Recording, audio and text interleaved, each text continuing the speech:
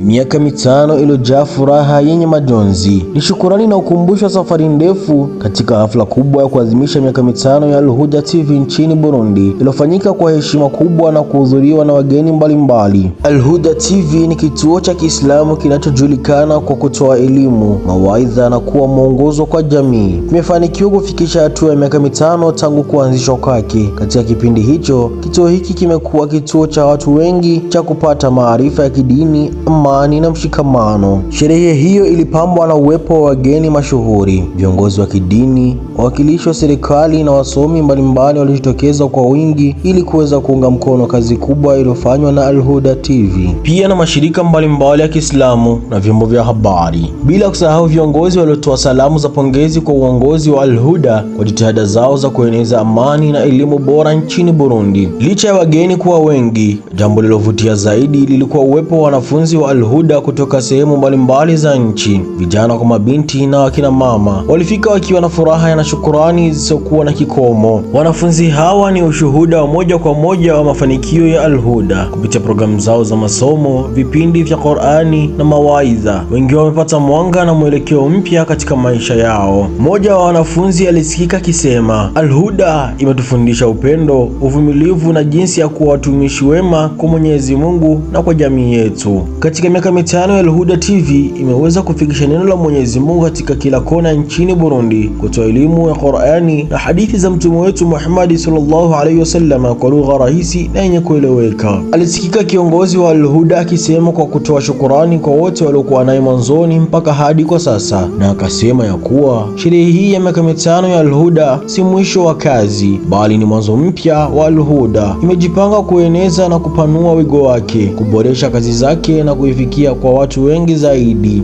Ni mimi Abdallah, Al-Barik TV.